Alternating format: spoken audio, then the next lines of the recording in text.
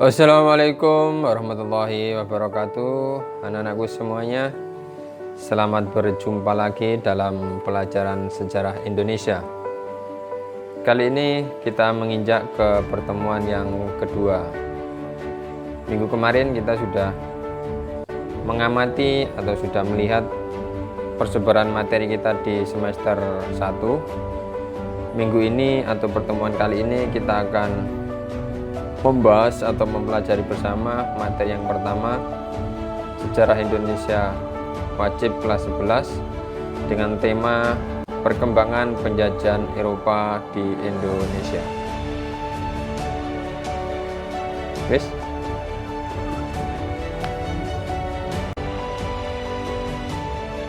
Kompetensi dasar yang akan kita capai pada pertemuan kali ini adalah yang pertama, menganalisis proses masuk dan perkembangan penjajahan bangsa Eropa, di antaranya bangsa Portugis, Spanyol, Belanda, Inggris ke Indonesia. Kompetensi dasar yang kedua adalah mengolah informasi tentang proses masuk dan perkembangan penjajahan bangsa Eropa, Portugis, Spanyol, Belanda, dan Inggris ke Indonesia, dan menyajikannya dalam bentuk cerita sejarah. Tujuan pembelajaran pada pertemuan kali ini adalah kita nanti atau anak-anak diharapkan bisa melacak proses kedatangan bangsa Barat ke Indonesia. Kalian nanti harus mengamati apa sebenarnya tujuan dan latar belakang bangsa Barat ke Indonesia. Kemudian yang kedua, menganalisis keserakahan dan kekejaman kongsi dagang. Jadi di balik penjajahan di Indonesia ternyata banyak sekali motivasi yang mereka inginkan ke Indonesia. Di samping juga ada kekejaman yang mereka tanamkan ke rakyat Indonesia. Yang terakhir, menyadari bahwa dominasi asing akan merampas kedaulatan dan hak kemanusiaan sebagai bangsa. Materi pokok yang akan kita bahas pada pertemuan kali ini hanya dua indikator atau dua materi. Yang pertama adalah kedatangan bangsa-bangsa Eropa di Indonesia, dan yang kedua perkembangan penjajahan bangsa-bangsa Eropa di Indonesia. Jadi dalam pembelajaran daring pada kesempatan kali ini atau pertemuan kali ini hanya membahas dua poin tadi. Mudah-mudahan nanti kalian tidak ada kesulitan dalam menyelesaikan tugas di akhir pertemuan ini. Sebagai ilustrasi, coba kalian amati terlebih dahulu, itu ada 3 buah gambar. Silakan kalian mencoba untuk berkomentar atau memberikan tanggapan terkait dengan foto atau gambar yang ada di layar kalian. Apa kira-kira maksud dari ketiga gambar yang ada di layar kalian? Jadi perlu disadari bahwa Nusantara atau Kepulauan Indonesia itu merupakan kepulauan yang sangat kaya dan indah. Bahkan banyak orang yang menyebutnya sebagai mutiara dari timur. Jadi tanah Nusantara itu memiliki flora dan fauna yang beraneka ragam. Hasil dan persediaan tambang ada di mana-mana, bahkan hasil pertanian pun sangat melimpah. Begitu juga hasil perkebunan seperti rempah-rempah dan barang komoditi lain yang menggugah selera, terutama bangsa asing untuk datang ke Indonesia. Nah, dari ketiga gambar yang ada di depan, itu menunjukkan bahwa Indonesia itu sangat indah. Bahkan menjadi daya tarik wisatawan maupun penjajah untuk berkunjung ke Indonesia. Kalau kalian ada di Banyuwangi atau mungkin kalian ada yang berasal dari Pesanggaran, itu ada foto yang ada di tengah, itu merupakan gambaran bahwa ternyata daerah Tumpang Pitu itu mempunyai kandungan emas yang luar biasa. Jadi salah satu motivasi atau kedatangan bangsa-bangsa Barat ke Indonesia itu di samping gold, glory, dan gospel. Kalau yang tengah itu bagian dari kekayaan alam Indonesia. Coba kalian ingat-ingat kembali bahwa kedatangan bangsa-bangsa barat ke Indonesia itu ada istilah yang pertama kemarin apa? Ya, kolonialisme dan imperialisme. Jadi upaya bangsa-bangsa barat untuk mengeruk atau mengeksploitasi kekayaan alam Indonesia menjadi milik bangsa asing. Nah, itulah upaya bangsa-bangsa barat untuk mengambil alih kekayaan bangsa kita. Nah, sungguh kita harus bersyukur bahwa ternyata Tuhan telah menganugerahkan bumi kita, Nusantara ini, kekayaan yang luar biasa untuk anak cucu kita. Oleh karenanya, jadi sudah sepantasnya kita bersyukur atas nikmatnya dengan cara kita yang berbeda-beda. Kekayaan dan keindahan tanah Nusantara kita yang menarik dan menggiurkan bangsa-bangsa lain untuk datang ke Indonesia. Tetapi dalam perjalanan sejarah Indonesia, kedatangan bangsa-bangsa asing terutama Eropa di Nusantara yang dimulai sejak abad ke-16 itu membawa sebuah perubahan besar dengan terjadinya suatu masa penjajahan bangsa-bangsa barat. Nah, oleh karena itu lewat pembelajaran kita pada pertemuan kali ini, kita akan mengamati bagaimana proses datangnya bangsa barat ke Indonesia, kemudian apa tujuan mereka ke sini, dan bagaimana dampak terhadap kehidupan masyarakat Indonesia.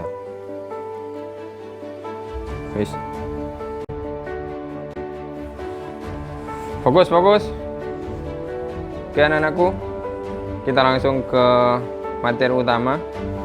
Jadi tadi kita sudah melihat ilustrasi terkait dengan kedatangan bangsa-bangsa barat ke Indonesia. Kita sekarang akan lebih membahas lebih dalam lagi motivasi kedatangan penjajah ke Indonesia. Jadi kebanyakan alasan kedatangan bangsa-bangsa Eropa di Indonesia itu tidak terlepas dari berlangsungnya periode Renaissance. Jadi periode Renaissance itu apa? Nanti kalian akan bahas di akhir pertemuan, sehingga kalian akan lebih paham pengertian latar belakang dan siapa tokoh di balik periode Renaissance. Tetapi kita perlu ketahui bahwa motivasi kedatangan penjajah ke Indonesia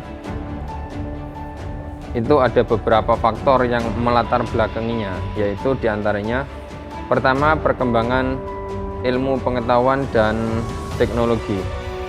Karena pada masa Renaissance, ilmu pengetahuan dan teknologi mengalami perkembangan yang sangat pesat. Jadi banyak sekali tokoh-tokoh yang mendukung teori ini. Salah satunya adalah Nicolaus Copernicus yang merupakan pakar matematika dan astronomi. Kemudian ada lagi Galileo Galilei yang merupakan tokoh yang mendukung teori heliocentris yang dikemukakan oleh Nicolaus Copernicus. Karena menurut Galileo Galilei, bumi itu berbentuk bulat dan dalam pergerakannya bumi mengelilingi matahari. Nah, yang terakhir, tokoh yang tidak kalah pentingnya yaitu Sir Isaac Newton yang menyatakan bahwa bintang, planet, dan benda-benda antariksa itu bergerak dengan ketepatan yang dapat diramalkan oleh gerak jam. Oleh karena itu, pikiran manusia merangkumnya menjadi beberapa persamaan sederhana.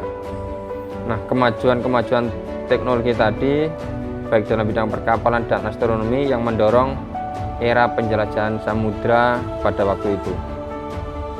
Kemudian, faktor selanjutnya yaitu pencarian rempah-rempah yang merupakan komoditas perdagangan yang menjadi primadona di Eropa. Kalian mungkin pernah mendengar istilah the Spice Island yang merupakan komoditi utama di Indonesia, dan bagaimana cara untuk mengawetkan makanan terutama daging dan lain sebagainya itu menjadi daya tarik bangsa-bangsa barat. Kemudian jatuhnya Konstantinopel ke tangan Turki Utsmani.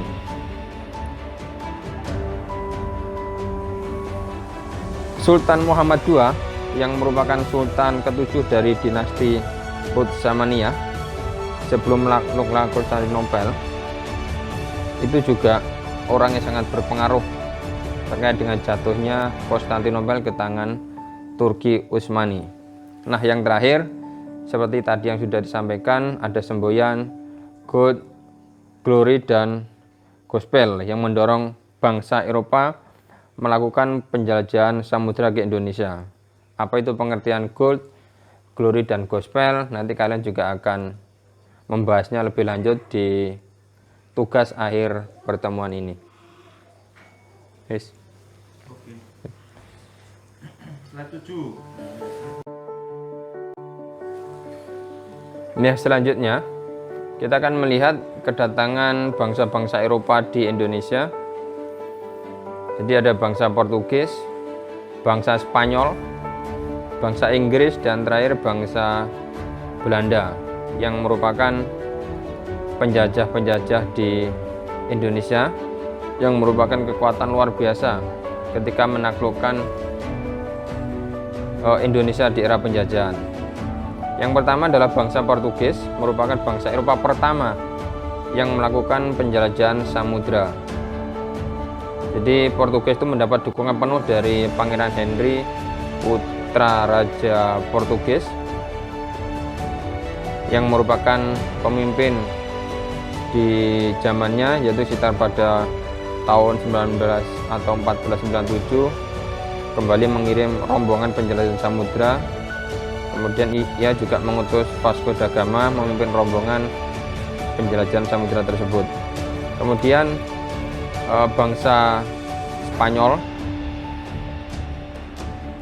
yang melakukan penjajahan samudra dengan menempuh jalur berbeda dari Portugis, karena bangsa Spanyol berlayar ke arah barat menyeberangi Samudra Atlantik. Nah, kemudian bangsa Inggris yang juga mempunyai daerah jajahan yang sangat luas termasuk Indonesia, karena hampir seluruh negara-negara di dunia itu juga menjadi daerah jajahannya Inggris. Karena keberhasilan Spanyol melakukan penjelajahan samudra di barat Eropa itu mengilhami Inggris untuk mengirim ekspedisi penjelajahan samudra. Nah, yang terakhir itu adalah bangsa Belanda. Karena keberhasilan bangsa Spanyol dan Portugis dalam melakukan penjelajahan samudra itu mendorong bangsa Belanda turut dalam kegiatan penjelajahan.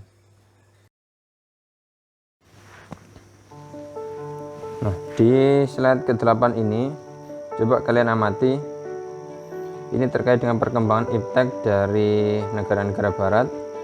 Sekilas tadi sudah saya jelaskan di slide sebelumnya, bahwa pada perkembangan iptek dari negara-negara barat itu tidak terlepas dari tokoh-tokoh yang mengemukakan berbagai teori ilmu pengetahuan yang mendorong adanya penjelajahan samudra. Nah, ini ada kedua foto atau gambar. Nah, mungkin di antara kalian ada yang bisa menjelaskan, nanti silakan ditulis atau dijawab. Karena perkembangan ilmu pengetahuan dan teknologi pada masa Renaissance itu mendorong bangsa-bangsa Eropa melakukan penjelajahan samudra. Jadi silakan nanti lebih jelas kalian jawab pada soal kuis di akhir pertemuan ini.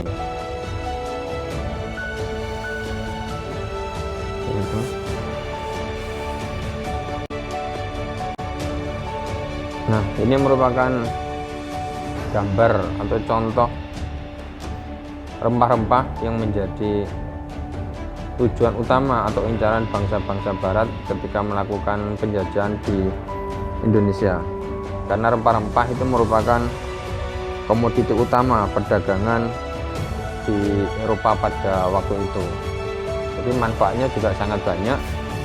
Di samping sebagai pengawet makanan dan pengawet tubuh, itu juga bisa menghilangkan rasa asin pada daging setelah proses pengawetan, dan ini menjadi tujuan atau incaran bangsa-bangsa barat karena di sana mereka tidak menemukan barang-barang seperti ini. Ini hanya ada di wilayah timur, khususnya di Indonesia. Maka berbanggalah kalian sebagai warga negara Indonesia karena bisa melihat secara langsung, bahkan memiliki rempah-rempah yang menjadi incaran atau primadona bangsa-bangsa asing. Terus, Oke, siap.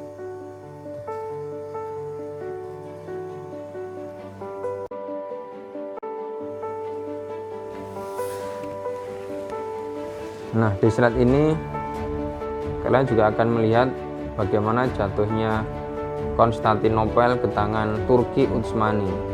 Di awal sebenarnya tadi sudah saya sampaikan, kalian coba melihat bukti pertama terkait dengan jatuhnya Konstantinopel ke tangan Turki Utsmani, yaitu pada tahun 1453 Sultan Mahmud II dari Kesultanan Turki Utsmani berhasil menguasai Konstantinopel. Bukti yang kedua, jatuhnya Konstantinopel ke tangan Turki Utsmani menyebabkan kegiatan berdagang rempah-rempah menjadi terhenti. Nah, bukti yang ketiga, bangsa Turki menutup bandar Konstantinopel yang menyebabkan terputusnya hubungan perdagangan jalur darat antara Eropa dan wilayah Asia. Nah, bukti keempat, terputusnya hubungan dagang antara bangsa Eropa dan Asia. Dan ini menyebabkan harga rempah-rempah menjadi sangat mahal. Nah, bukti yang terakhir, jadi bangsa Eropa berusaha mencari jalur perdagangan baru dan melakukan penjelajahan ke dunia timur untuk menemukan daerah penghasil rempah-rempah yang baru. Oke, siap.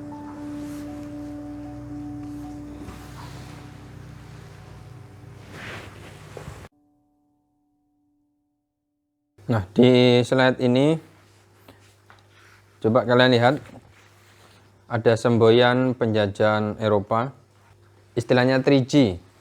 Jadi ada gold, glory, dan gospel.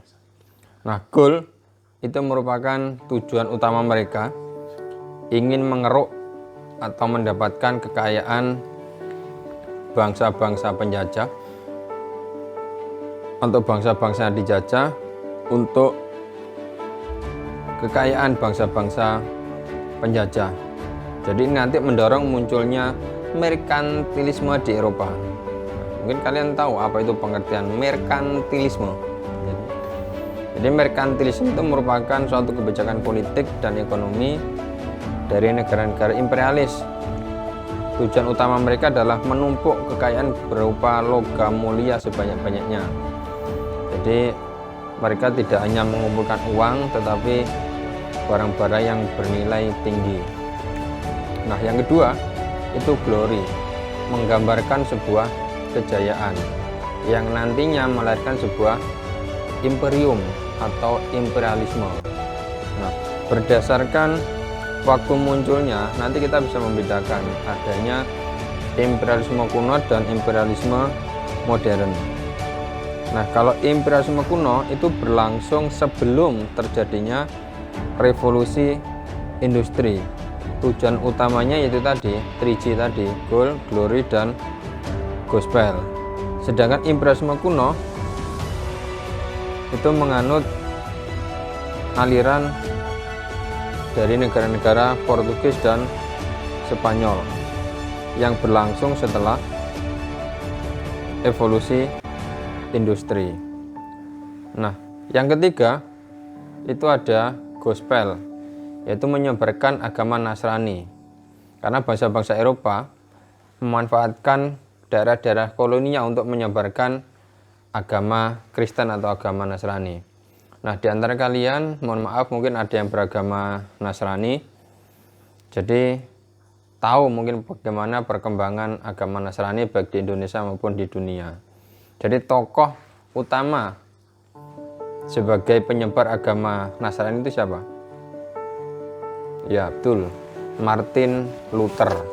Kalau kalian pernah membaca sejarahnya, bahwa dia pernah mempraktikkan adanya surat indulgensia atau surat penghapusan dosa. Jadi bagaimana seorang Nasrani itu bisa dihilangkan dosa-dosanya ketika memberikan sejumlah uang ke gereja. Jadi membuat atau membeli surat indulgensia, dan itu nanti ditentang, yang dilakukan sebuah protes karena pengampunan itu tidak datangnya dari manusia tetapi datangnya dari Tuhan. Makanya itu sangat ditentang dan nanti munculnya agama Kristen Protestan. Kedatangan bangsa Portugis di Indonesia. Di ekspedisi pertama bangsa Portugis itu dipimpin oleh Bartolomeu Dias. Rombongan kedua bangsa Portugis dipimpin oleh Vasco da Gama. Nah, pada tahun 1509 Portugis menempatkan Alfonso de Albuquerque sebagai wakil Portugis di India dan berhasil menguasai Goa pada tahun 1510. Nah, pada tahun 1512 bangsa Portugis berhasil menguasai Malaka, dan akhirnya pada tahun itu juga kapal yang dipimpin oleh Antonio de Albuquerque berhasil mendarat di Ternate. Nah, kalau kedatangan bangsa Spanyol di Indonesia itu pada tanggal 3 Agustus 1492. Jadi rombongan penjelajah samudra bangsa Spanyol di bawah pimpinan Christopus Columbus berhasil mendarat di Kepulauan Kanari dan Bahama. Kemudian rombongan kedua bangsa Spanyol dipimpin oleh Amerigo Vespucci berhasil mencapai Amerika Selatan pada tahun 1499. Nah, terakhir 1522 di bawah pimpinan Sebastian del Cano, rombongan bangsa Spanyol berhasil mencapai Kepulauan Maluku. Nah, kalau kedatangan bangsa Inggris di Indonesia itu pertama adanya penjelasan samudra yang dilakukan oleh bangsa Inggris dipimpin oleh Francis Drake. Rombongan ini berhasil tiba di Ternate pada 1579, dan pada abad ke-17 Inggris kembali melakukan penjelajahan samudra. Nah, dia berhasil menguasai India dan mendirikan East India Company. Nah, pada tahun 1629 Inggris juga berhasil menjalin kerjasama dengan Banten, dan akhirnya di Bengkulu Inggris membangun benteng Marlborough sebagai benteng pertahanan. Nah, yang terakhir sebelum nanti kalian mengerjakan tugas, kedatangan bangsa Belanda di Indonesia. Jadi berhasil tiba di Banten itu kronologinya pada tahun 1596, kemudian mendapat penolakan dari masyarakat Banten. Nah, kenapa masyarakat Banten menolak terkait dengan kedatangan bangsa Belanda? Tetapi nanti akhirnya diterima kembali, tapi dengan pemimpin yang berbeda. Alasannya kenapa? Ya, nanti kalian yang mencari jawabannya. Kemudian rombongan yang kedua itu berhasil menjalin kerjasama dengan penguasa setempat dan tiba di Banten lagi pada tahun 1596. Nah, ini merupakan akhir materi dari pertemuan kita kali ini. Sebelum nanti kalian lanjut ke sesi tugas, jadi harapan saya mudah-mudahan kalian tidak ada kesulitan dalam menikmati atau menyimak materi pada pertemuan kali ini. Nah, selanjutnya silakan dilihat di slide yang terakhir, yaitu tentang tugas yang pertama. Jadi nanti coba kalian lihat atau kalian cari jawabannya. Jatuhnya Konstantinopel ke Turki Utsmani. Nah, sebagai evaluasi kita pada pertemuan kali ini atau tugas yang pertama dari materi sejarah Indonesia,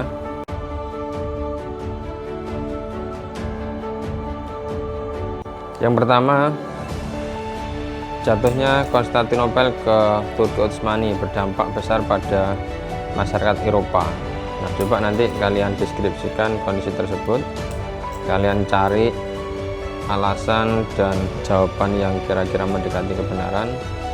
Kemudian yang kedua, kedatangan bangsa Portugis di Ternate itu mendapat sambutan yang baik dari penguasa Ternate. Benar atau salah pernyataan tersebut? Karena Portugis 2 kali datang ke Ternate ternyata pernah mengalami penolakan, tetapi akhirnya diterima dengan baik. Apa alasannya? Coba nanti kalian cari tahu dari sumber dan literatur yang ada. Nah, yang ketiga, kedatangan bangsa Spanyol di Maluku itu memicu terjadinya konflik antara Portugis dan Spanyol. Nah, mengapa demikian? Coba nanti kalian diskusikan dengan teman. Kalau memang ada yang berdekatan, silakan diskusi. Tapi kalau lewat daring juga lebih baik karena sesuai dengan himbauan pemerintah. Nah, yang keempat, pada awal abad ke-17, bangsa Inggris berusaha memperluas kekuasaan di Asia. Apa kira-kira upaya yang dilakukan? Nah, nanti kalian cari. Nah, yang terakhir atau soal yang nomor 5, untuk tugas yang terakhir ini coba atau silahkan nanti kalian scan barcode di bawah itu. Itu ada 2 barcode. Satu berisi tentang perjanjian Saragossa, kemudian satu tentang sejarah zaman Renaissance yang tadi sempat dibahas. Nah, untuk yang perjanjian Saragossa nanti silakan scan barcode-nya. Kemudian yang untuk sejarah zaman Renaissance nanti kalian download aplikasi sejarah zaman Renaissance di Play Store.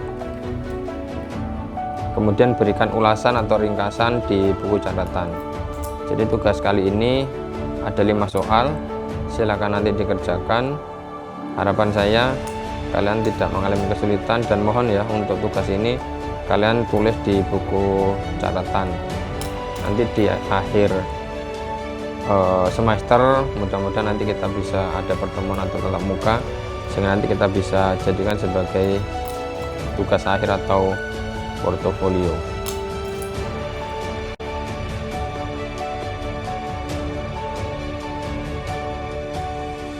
Terima kasih anak-anakku telah mengikuti sesi presentasi dari saya terkait dengan materi yang pertama. Silakan nanti kalian lanjut mengerjakan tugas. Harapannya maksimal nanti malam kalian bisa menyelesaikan tugas. Kalau memang ada kesulitan silakan komunikasi. Saya tunggu tugas-tugas dari kalian. Kalau memang ada kesulitan nanti silakan chat WA saya atau silakan nanti gabung di aplikasi psikologinya. Jadi kita berinteraksi. Saya juga ingin kalian berpendapat di sana sebagai bentuk penilaian keterampilan. Ya, selamat mengerjakan, semoga lancar. Terima kasih. Assalamualaikum warahmatullahi wabarakatuh.